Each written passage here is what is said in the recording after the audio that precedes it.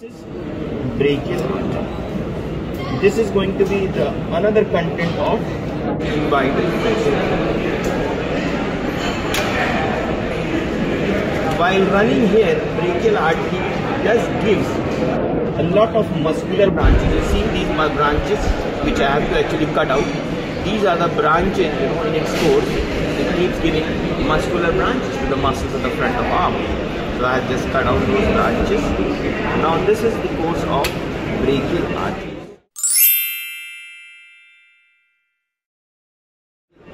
So occasionally 3-4 centimeter above to the medial epicondyle of humerus, there is a spur, bony spur, and that is called supracondylar spur.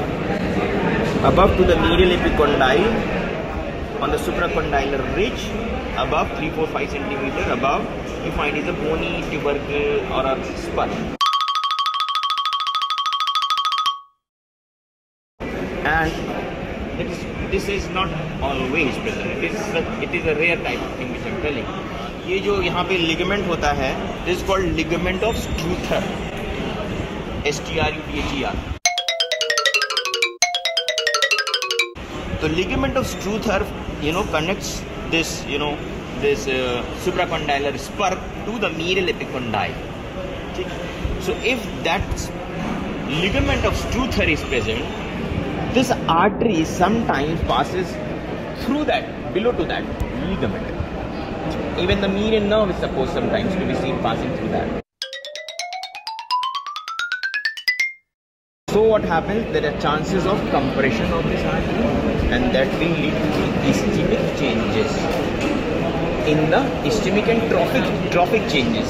That is actually ischemic, because when there is a loss of blood supply right from the congenital thing, right, in the beginning. So what will happen? Tissues will develop less in size, will be smaller in size, muscles will be weak, because right from beginning blood कम मिल रहा है ना.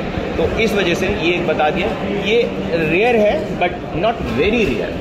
ठीक है. Actually इसका morphological significance ये है कि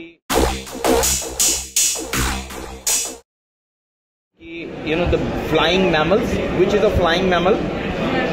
Bats.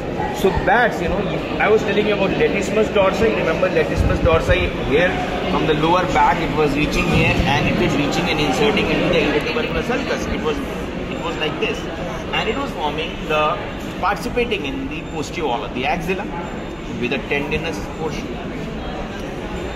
So that means if you see in humans, what is the remnant of wings in humans? हमारा development अगर these bats से हुआ है. Bat means these are our linkage जो evolution के, right? So bats had the wings. तो उसमें क्या था? यही latissimus dorsi यहाँ तक आ जाएगी, यहाँ तक. ये latissimus dorsi was actually reaching to attach on the entire axial bone of the arm, reaching up to this medial epicondyle. So you can imagine that will create this much portion of a wing. Okay. तो bats के forearm में wing नहीं होता है. Digits पे देखोगे bats के जो विंग होता है यहीं तक जाता है. आगे की सब जो वो होती है ना, क्लॉज एंड नाइन, वो फ्री होता है. तो जो विंग होता है वो यहाँ तक आता है. And that muscle is called डोर्सोइक्विट्रियालिस.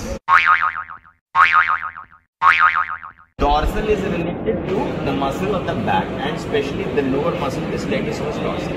So, ये तो dorsopectoralis we are talking is about the mammal, flying mammals. धीरे धीरे with the course of evolution, because we are not in need of now to fly actually. So what happens is this muscle gradually यहाँ से इसका attachment shrink होते होते यहाँ आ गया intertubercular. Posterior wall of axilla is actually supposedly to be a remnant of wings in humans.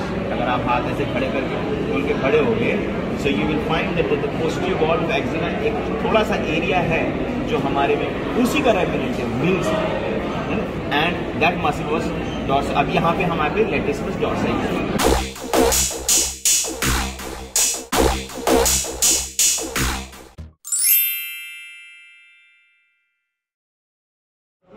Now down below, while I was tracing this brachial artery in the cubital fossa, you're finding that this artery is dividing terminally into two terminal branches. Yep. But before that, actually it gives collateral branches for the anastomosis around the elbow. Okay. Superior ulnar collateral, inferior ulnar collateral given out from there on the medial side. And then you are seeing is this. This is again a muscular branch. Can you see this? From the brachial artery, this is reaching to the brachialis. That also I am cutting it out like this. So this is how the artery is reaching down.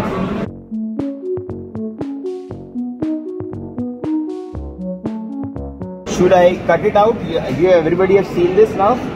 This is a branch from median nerve supplying the common flexor origin, the group of muscles. Ulnar artery and radial artery, the two terminal branches of this brachial artery in the cubital fossa. So tell me now, brachial artery terminally divides into right and left, medial and lateral branches.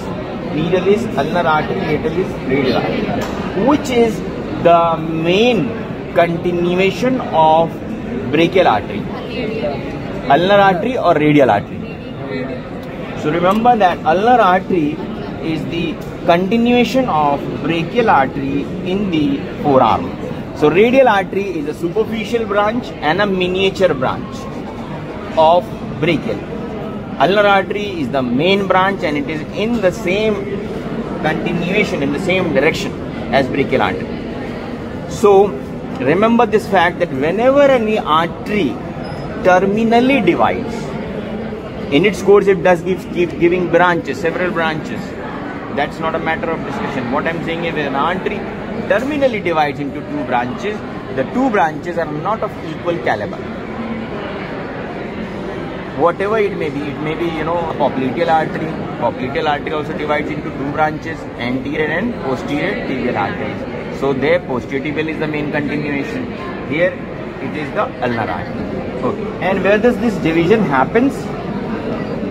Where actually at the transverse level, what was the transverse level of this bifurcation of this brachial artery? Actually at the neck of radius, but just above to the radial tuberosity. Further course of this nerve and vessels we will expose in the front of forearm later on.